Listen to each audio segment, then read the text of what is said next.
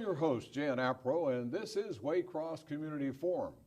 My guest today is Scott Gearing, who is the CEO and President of Sojourner Recovery Services. Welcome, Scott, and our topic today, of course, is going to be the Overview Recovery Services. And it's good to have you back here again, because I remember we were together about a year ago. Oh, it's great to be back. Okay. Thanks for having me. Scott, how long has Sojourner been in existence, and when was it founded, and by whom? What is the backstory of it? Yeah, Sojourner Recovery Services has actually been here in Butler County for over 30 years. We were originally founded by a small group of women who wanted to provide services to females that had alcohol addiction. So we actually leased 7 beds from the YWCA, where we provided inpatient residential treatment for women who were addicted to alcohol. Since then, we've obviously grown considerably, but that's our origin over 30 years here in Butler County. Was it founded by anybody specific, Scott? It was actually a group of women here in Butler County got together. It was a group of them, and they've all moved on since then. But they are very excited to see the legacy of their company continuing to grow and expand its reach of services to help more and more people in the neighborhood. When these women developed this thing, did it come out of some backgrounds that they had or some people that they knew that needed this kind of help? About 30 years ago, there was a real stigma for women and alcoholism. And there were very little, actually there were 0 opportunities for women to get sober in the neighborhood. So these women, I believe they did have some family members that were suffering from alcoholism. They got together and said, this is something that we really need in the community. This is something that, we can all be affected by. And that was really the premise for founding the agency. Yeah, because a lot of times, it is developed from something that has occurred in the family or a relative or something like that. Obvious. Yeah, tell us about your mission, vision, and the beliefs. Sojourner just recently actually edited our mission statement, our vision statement, and our belief statement, and we wanted to update it because we've gone through a bit of an expansion, a bit of a change as an organization, and our goal really is to serve not just individuals, but to serve their families and the community. So our vision statement is one that I like to focus on. It's part of our logo. It says Life, Hope, Community, because that at Sojourner is what we do. We save lives, we foster hope, and we like to strengthen communities. So in other words, the logo, run that by me again. It's Life, Hope, Community. Community, yes. Life, Hope, Community. Those are the three core components to the services we provide. We're there to save lives. People that are suffering from addiction need those services. We like to foster hope because a lot of times when you're suffering from addiction, you and your family have lost hope and you're just grasping at straws. And obviously, it's something that affects the entire community as a whole. Oh, absolutely. There's no question about it. Scott, what age groups do you serve? I mean, is this strictly now adults, or is there some other age group that's involved here? Age groups, I should say. Yeah, Sojourner prides itself on the fact that we focus on all demographics. We serve all age groups. We serve men, women, and adolescents. So we provide a complete continuum of care for kids as young as 11 and adults as old as 100. We literally complete the continuum. So in other words, do you have 11-year-olds? I mean, do you have kids? We have actually in our adolescent program we have had kids as young as 11 receiving addiction treatment, and obviously that's a heartbreaking scenario and something that definitely it is. It is a very, very difficult scenario. And this is it basically with the younger ones that age? Is it alcohol or is it drugs? Or is it a combination or whatever? It is a combination, and I always like to remind the community that alcohol is a drug. Alcohol is still the most abused drug in America.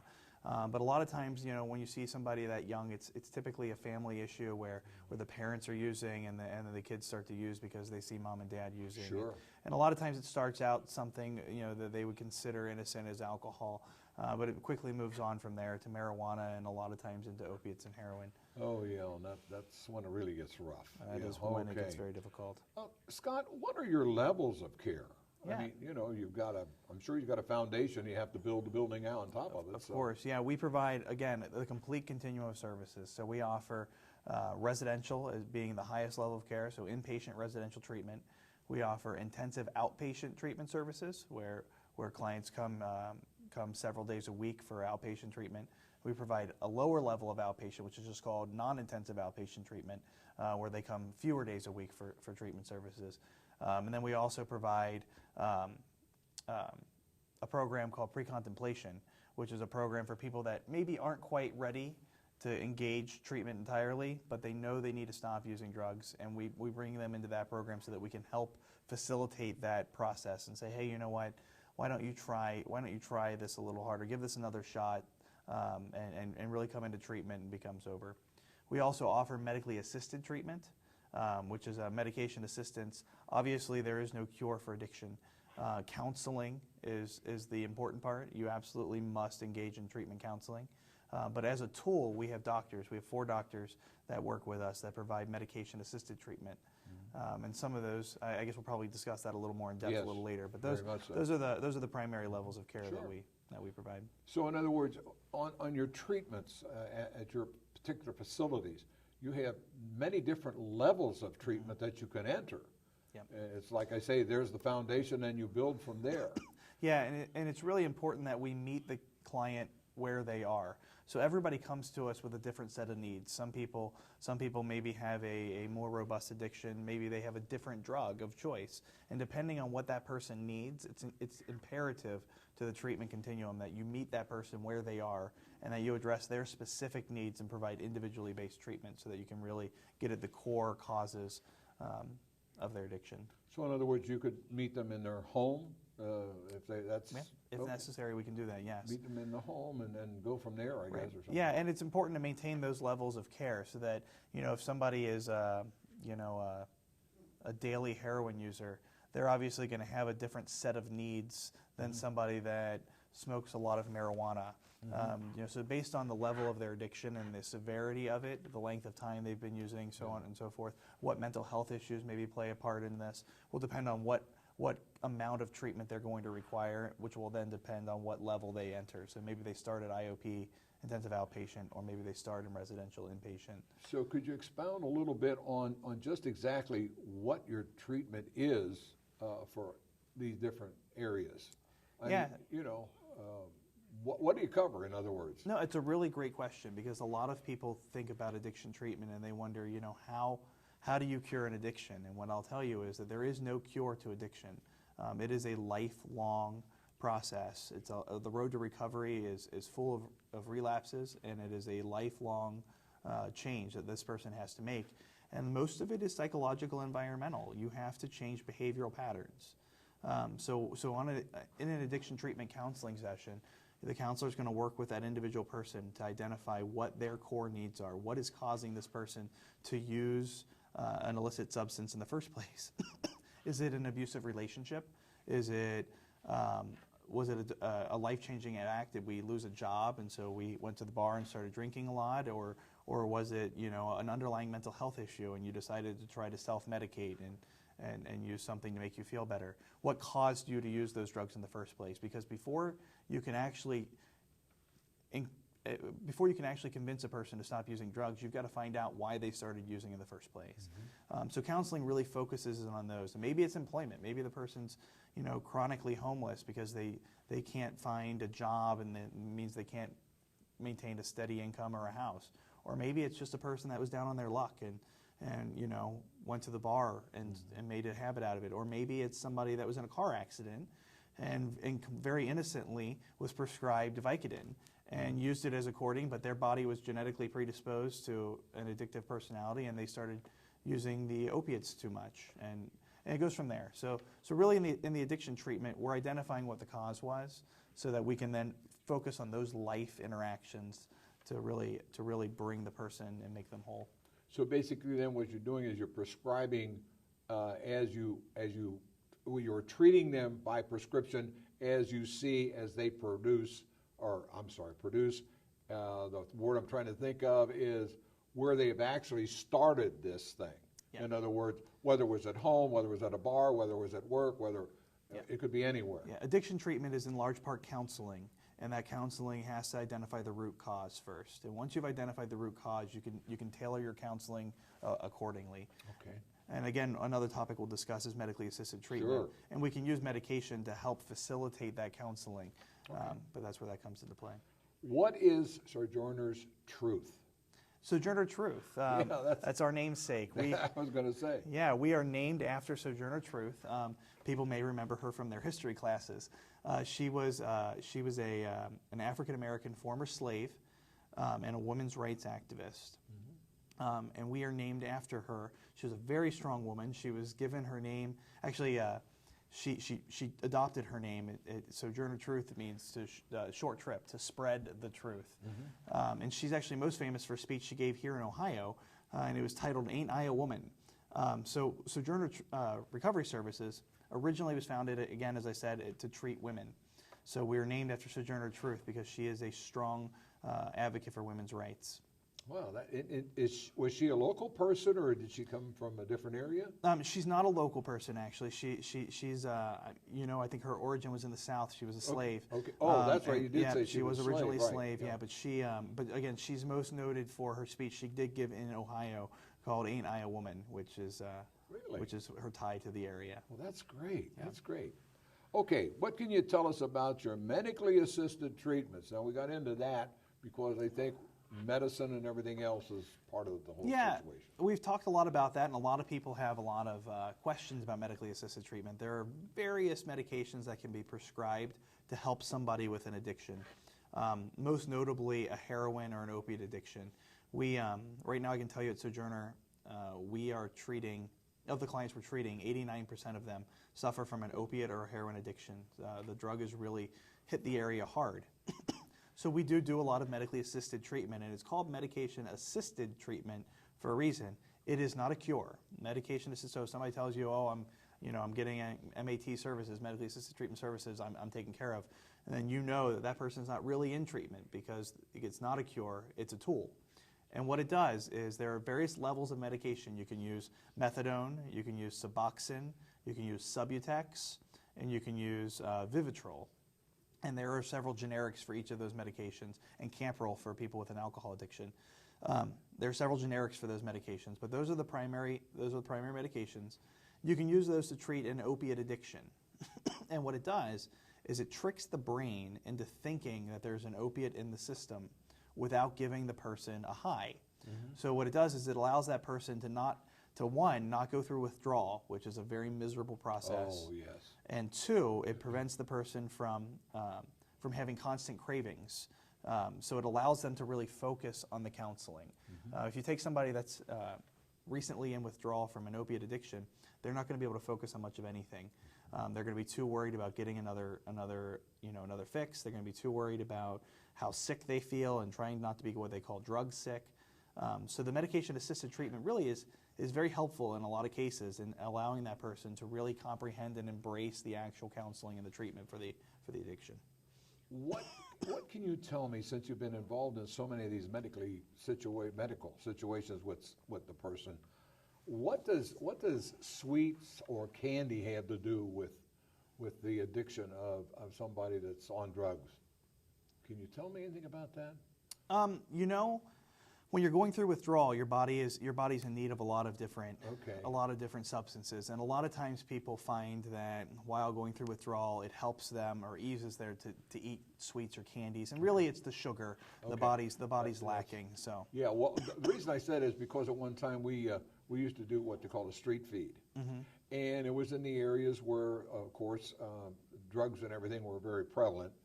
And the first time we went down, we took all kinds of Hershey bars and everything else, and the people that we served didn't pay any attention to what they were eating. They went for the candy ASAP. Yeah. And I thought, why? And then right after that, the director of that area came out and told us point blank, don't bring us any more candy. So we didn't, but he never explained why we shouldn't do that. But that's the reason I thought, well, I'll ask you. Up in there with all this stuff. That's a great question, and really I'd like to just explain a little bit more about the medications. Absolutely. So you've got Subutex and Suboxone are kind of a buprenorphine. It's a medication that you can use, and it is probably the one we use the most. Subutex is safe for pregnant women.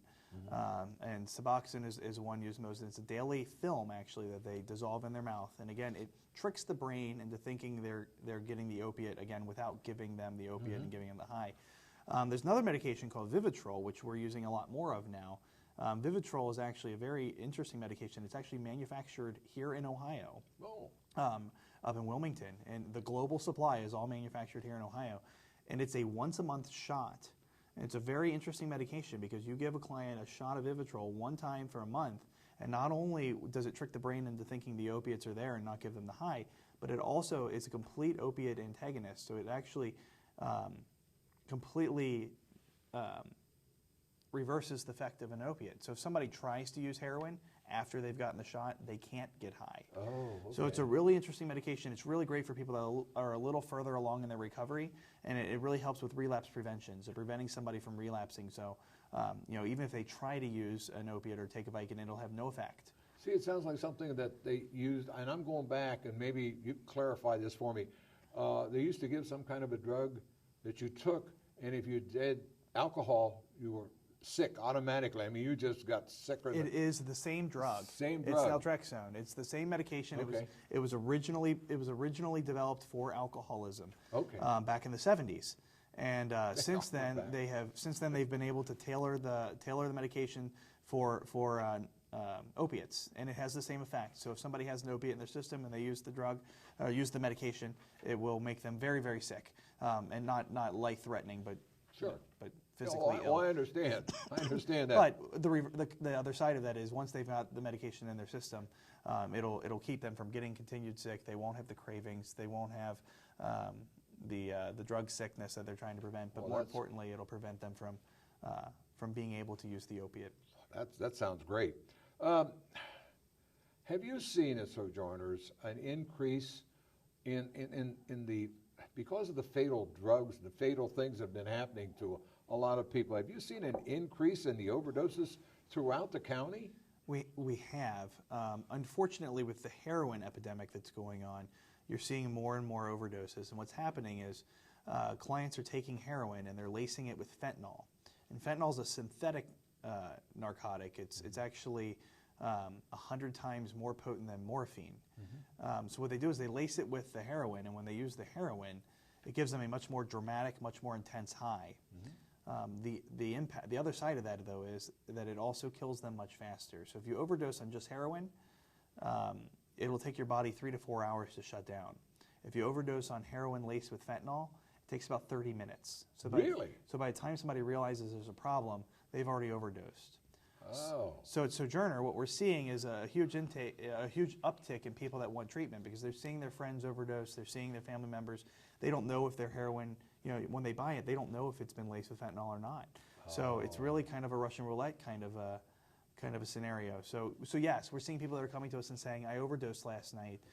They brought me back to life with a Narcan shot at the ER, which is the shot that completely reverses the opiate and actually will revive somebody that's overdosed. Really? And we had a woman on my front porch of our administrative office crying. She was when she was released from the hospital, she came straight to us and said, I overdosed last night. I've had enough. I want to come clean. Can you help me?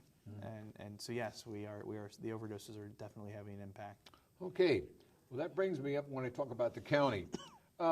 Does Butler County Sheriff Jones, who is a great guy, have any contact with your organization, Sojourners? Yeah. We obviously we work with all elected officials and we work with all levels of government. But I actually had a personal meeting with Sheriff Jones 2 weeks ago. We work with his medical director at the jail. If women are arrested and they are pregnant, for example, right. You have to have a special license to prescribe Subutex. So we work with them, and our doctors will actually work with the clients with the inmates, I guess, the clients of the jail, and we'll work with them there. So yes, we've got a great working relationship with the Butler County Sheriff's Office and with Butler County as a whole. That's really good to hear. How many treatment centers do you have, and do they differ in any way, shape, or form? I mean, do you have? Okay, what are those, Scott? We have, Sojourner has increased our level of care as much as possible to meet the needs, and we're continuing to grow. We've actually expanded our client base. We've increased our capacity by 50% in the last year. to try to meet the needs of the community, and we obviously still have a long way to go. We have 9 facilities in and around Butler County. We have a clinic, which is where we do all of our central medically assisted treatment programs. It's where our psychiatrists work. That's where our other doctors work. We've got mental health counselors and clinicians that work there, and we do some intensive outpatient treatment there. We also have 3 residential facilities for women. 2 of those facilities actually allow the women to bring their children with them into treatment. It's residential inpatient treatment, and we found that by maintaining that family unit, you have a much higher success rate with the female population. Sure. We have 2 men's residential treatment facilities, and then we have an intensive outpatient program where we just do intensive outpatient treatment, and then we excuse me, and then we also have 3 houses that are sober living for women, and we just opened them. It's 26 units of recovery housing. We just opened them last month. We're very excited. It's another level of care so that we can maintain and continue to grow the continuum of services, but we're very excited to open those. And we're actually currently looking to relocate, to resite our adolescent residential treatment inpatient program. We've got several locations that we're identifying now that would be appropriate for adolescent services. Wow, that's great. Where are these locations? I mean, I know they're, I guess they're all in Butler County? They are all in Butler County. Okay. They are in and around the Hamilton area primarily. Okay. And we're looking to expand in other neighborhoods that have a high need. Oxford is a community that I think really would benefit from some intensive outpatient services. We've done some market studies that show that Middletown has an increased capacity for need. And even areas like Westchester have areas of need. The opiate epidemic, both heroin and opiate, there is no prejudice. It affects all ages and all demographics. Yeah, I was going to say there's no boundary lines for where this not. goes. Listen, I know you're a nonprofit organization, okay? 501c3 and all this, so on and so forth. And so, how are you funded? Do you have any kind of special events or any kind of? How do you raise funds for this? Yeah, well, that's a great question because it's addiction treatment's very expensive. Yeah. And it's very labor intensive. We have a lot of staff. We have about 100 employees actually. And in order to pay for all the services and all the facilities and everything, we do a lot of billing for medical treatment. So we bill Medicaid, we bill private insurance, we get some state and federal grants. We have some contracts with local government agencies and courts.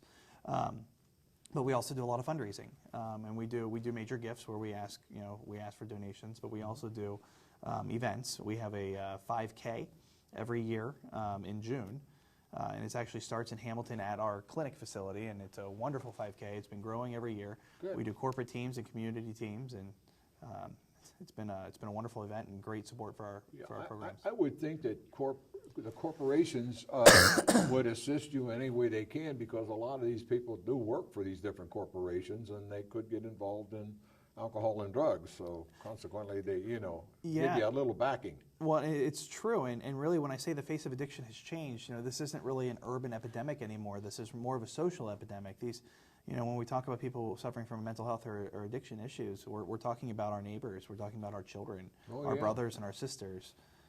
Okay, how can our viewers help Sojourners? In other words, and I'll go to this next thing, which I think is a very important thing.